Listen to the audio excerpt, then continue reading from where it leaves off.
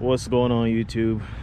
So I feel like this was a bit overdue for like a full mod list on the car, so I'm just gonna try and go over that like real quickly with you guys. GoPro battery is a little bit low. I didn't even realize I didn't check it before I leave, so hopefully I can get it all in this video or before the battery dies.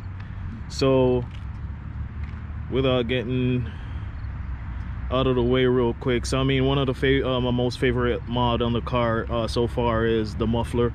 It's a Varex muffler. It has a valve control system where I can you know, open and close the valve, you know, obviously to reduce the noise, or you know, you want the performance part of it. So yeah, I ended up having to get that because the community that I live in, you know, requires, and you know, has noise restriction limits. So, and I got some complaints, so bada bing bada boom, new muffler, Varex. I went on Google and found this, you know, pretty much just Googled a valve muffler performance, and I found this. It's a 3-inch inlet, so you can get, what I did was I have a single exit Soho Motorsport exhaust, and I cut the muffler off and got a 3-inch vibrant flange, welded it to the original muffler. Then this muffler comes with a 3-inch flange, so you just bolt it up together, and yeah, and that's how you get that on there. You know, just find a good muffler shop to get that done. And so what I'm gonna do right now is just so I have this app here. So, all right, before I start the car, let me go through with the app part of it, where I have the remote start. So it's from a company online I found, just Google searching, also 12-volt solutions. They you can do the standard remote start, which you use the key to, you know, press 3 times on the fob, the lock button 3 times to start the car. Actually, let me do that right now while I'm out here. I think it's locked. So 1, 2, 3. Did that fireboard? I think my battery's a little bit weak, but let me get closer and see. Oh wow, key fob battery's dead. Okay. So here's the 3 clicks. Should, is that, yeah. So that's the original part of it with the key fob. And my battery is, the GoPro battery is dying pretty fast, so I'm gonna try and get through this real quick. So that has like its own module on itself. Now for the app part of it, there is a Bluetooth module, and I'm gonna go on the app right now. It's called CarLink. So right now, if the car is running, so the good thing about this app is I can use the app to turn it off, even though I just used the key to start it. So I'll turn it off with the app.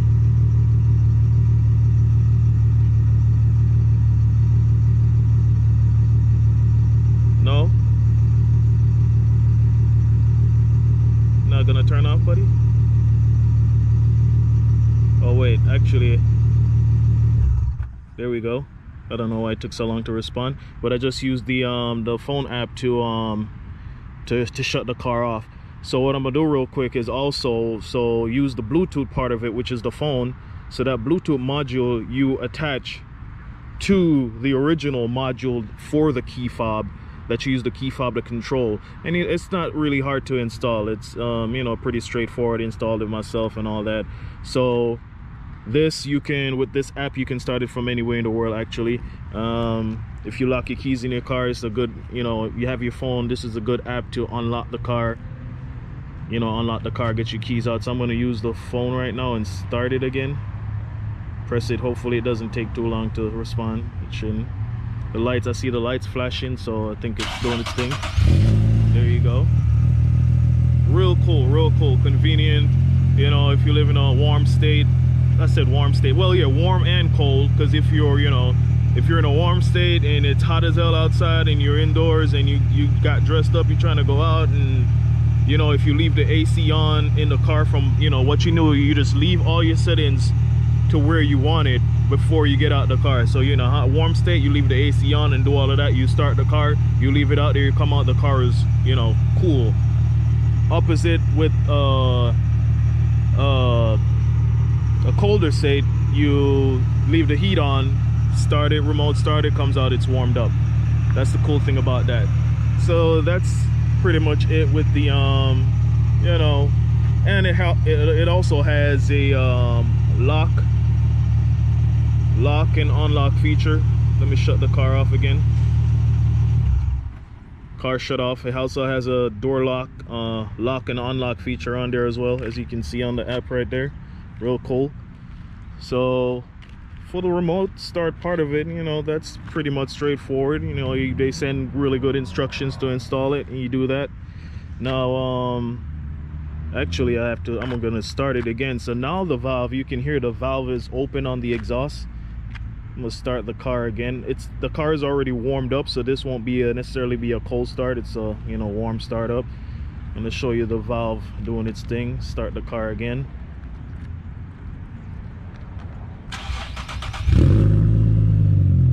So that's with the valve all the way open. And here's the key fob that comes with the muffler, and this also has its own control box too, that's mounted in the car under the knee panel, under the driver or the steering column panel. I just mounted under there. So the valve is currently open, so I will close it.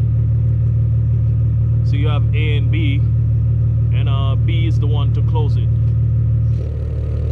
So close the valve, and notice it sounds like, you know, it got a little bit louder, but it really, well, what is happening is, you know, obviously the air is flowing through a smaller hole, so it will give that sound. But the car is, overall, it's way quieter versus, you know, like cruising.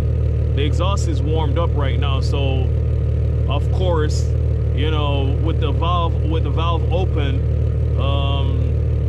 the exhaust is going to be more deep. So that's why it sounds quieter with the valve open versus now it gives you that little sound. You know, it sounds like it got louder when I closed the valve, but actually if I went and drove the car, you could tell it's like pretty much sounds like stock. So yeah, and it goes in different stages as well. It's not just all the way closed or all the way open. You can go in, like, you know, 50%, 10%, you know, 10, 5, 10, 15%. So right now it's all the way closed. Let me open it up a little bit. Open up a little bit. Go a little bit more. It got a little bit deeper. Now some people might have a little bit, you heard that little rattling just now. You know, it's just the way the air is, you know, kind of passing the valve. I'm not gonna say everything's perfect, but you know, it does what it's supposed to do. It's nothing unbearable, because you won't necessarily drive with the valve, you know, like say 20% open or whatever. So like that's about, I'd say about 30-40% open. I'm gonna go to, well, actually it was more than that, about 60. Go down there. So that's closed. All the way open. Yeah, it's real convenient. So, you know, you can, it's really deep idling right now because it's all warmed up. Now this really does what it's supposed to do on cold start. So on cold start is where you can, you know, you definitely tell more of the loudness or the valve doing its job. I'll go inside real quick and let me shut it off. Ooh-wee. Battery's dying. Sucks. I can't believe I didn't charge the battery on the GoPro. Well, yeah, you use a phone to, you know, switch the car back off. Go in the car real quick. Yeah, this is also an original, you know, red interior sedan. It's still pretty clean. I actually saw this car online in Ohio at a I think it was a Hyundai dealer actually, and I flew out there and went and grabbed it. I know like these don't rarely ever come up, so when I saw it I just was like, okay, let me grab this car. Steering wheel, Jalisco carbon fiber. A lot of people, you know, if you're in the G Infinity Nissan community, you'll know about, you should know about that guy. Got this steering wheel from me. This is the LED steering wheel. Now the only downside to that I found with the steering wheel is not the steering wheel itself, it's just the function, because you use the Bluetooth, the Accutech Bluetooth down here on the OBD2 port to use that for the gauges and all. Whenever you connect to the Bluetooth on the Accutech, it takes the information. So pretty much, you know, another source is there, you know, taking the information. So then the information screen on the steering wheel kind of goes off.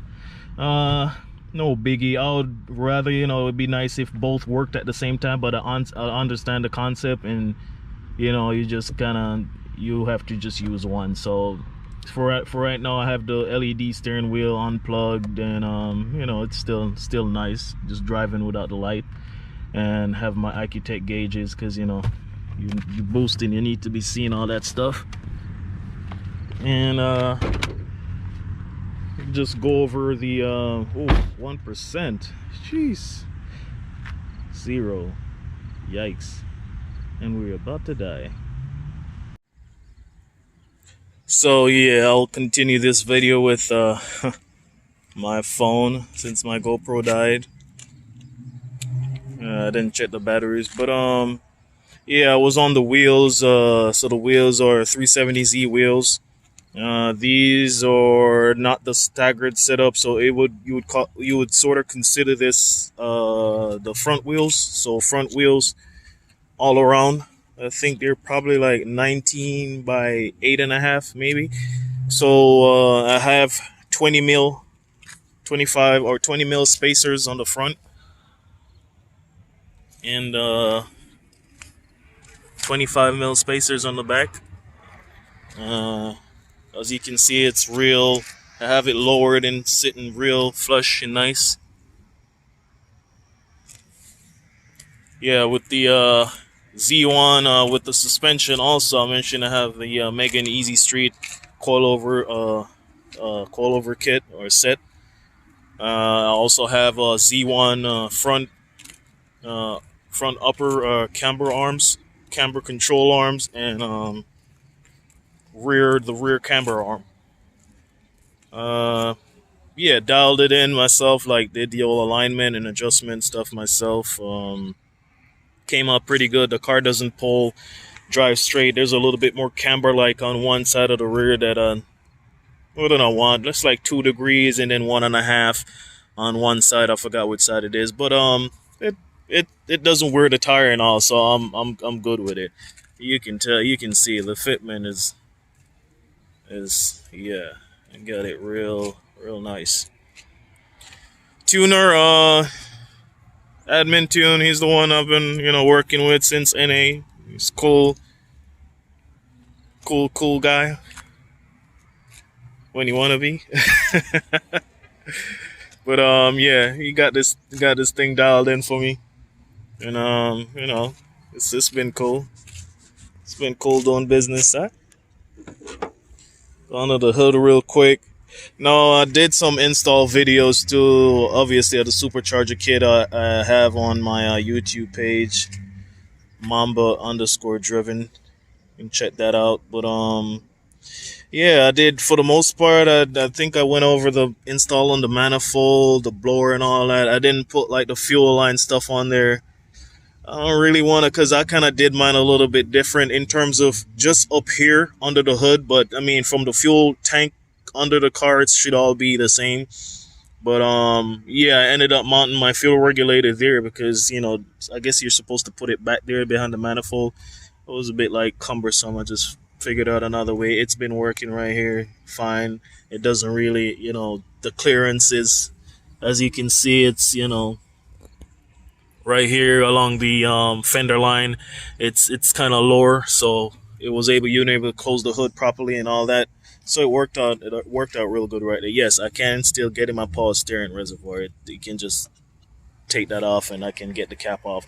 So that worked out real good. The manifold, yeah, that's a whole thing by itself. It was a little bit pain. Just these bolts.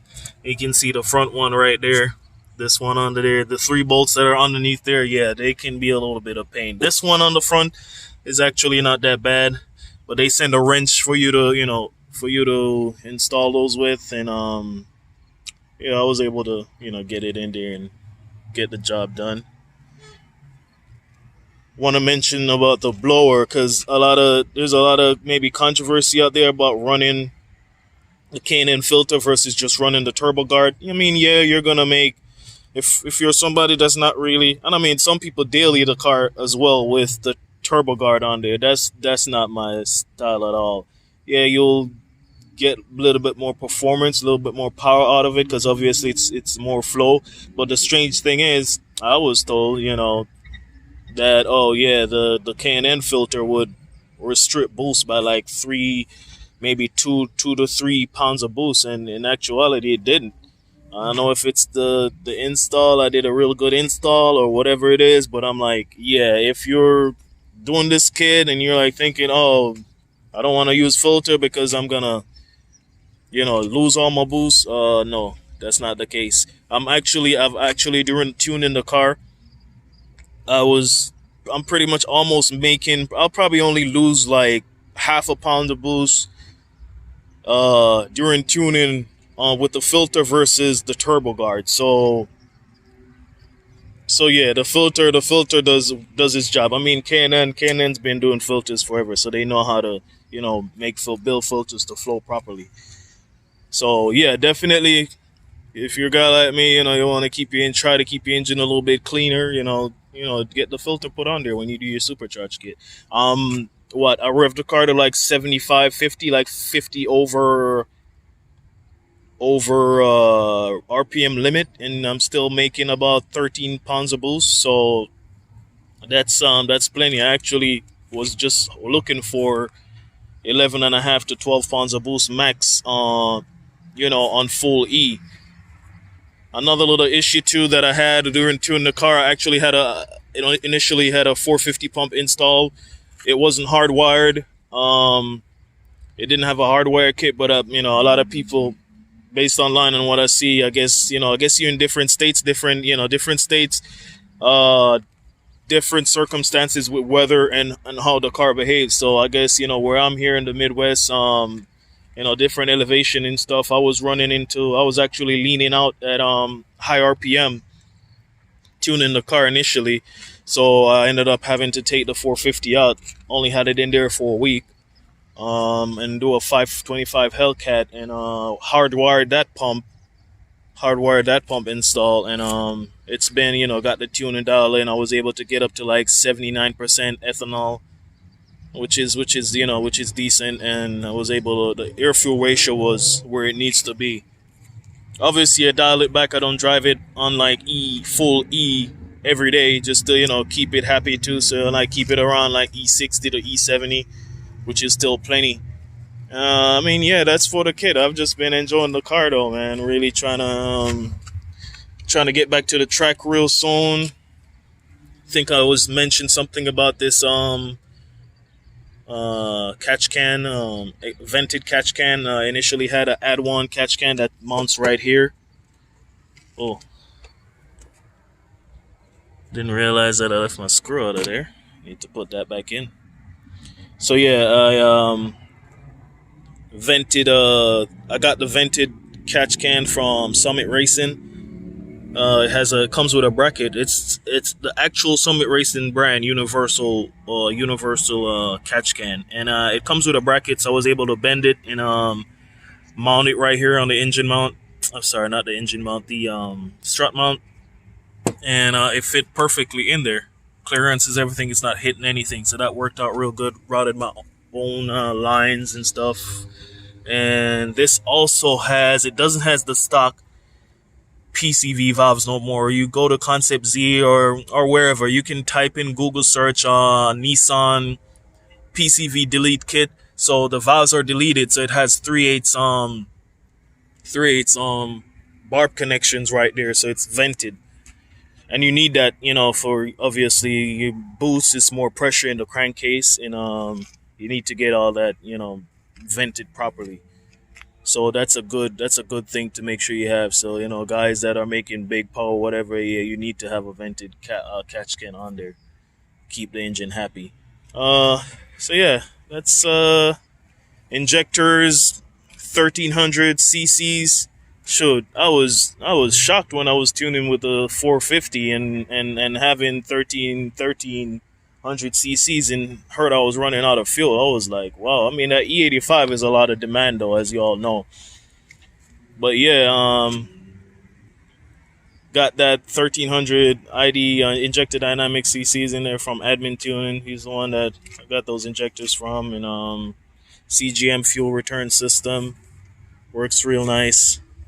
You need that for the guys that are boosting, and you're like, you know, yeah, just save a little bit more money before you do the install and put the return system on there. It keeps it keeps fuel temperature and all that stuff is important in keeping, you know, the fuel system happy, in the rail and stuff. Fuel temperature, keep it consistent.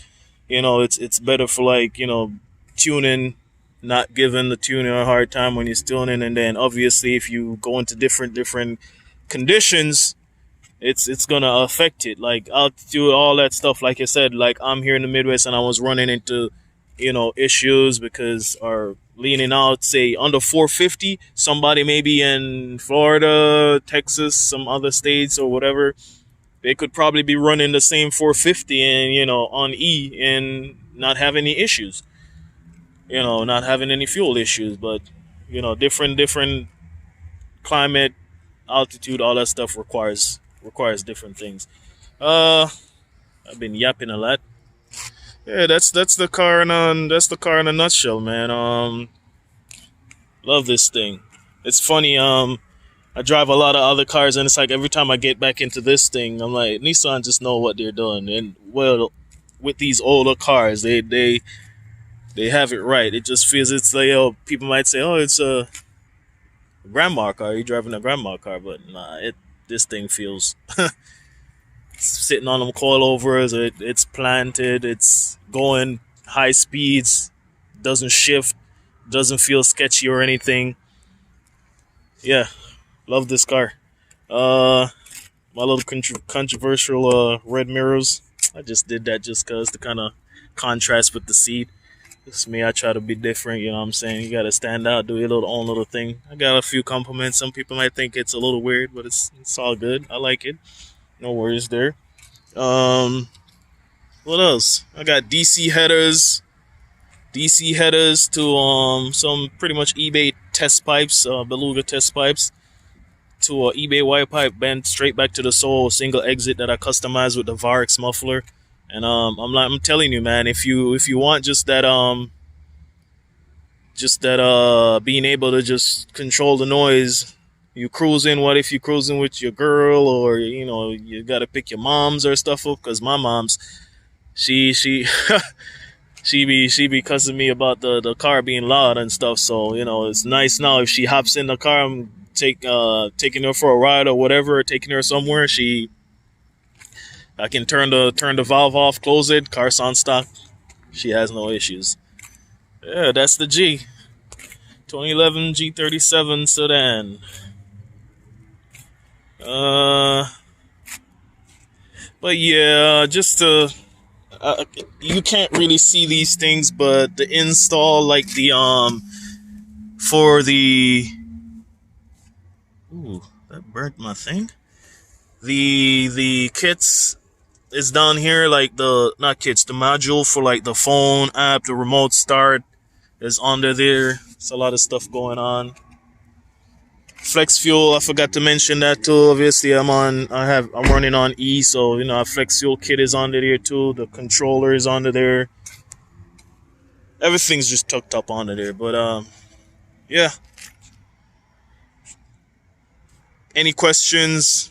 You know, feel free to ask me, whatever. If you know, a guy that's doing a build on your car too, I'm cool like that. I want to see everybody succeed. Everybody, like, do their builds, have fun, and enjoy their car. So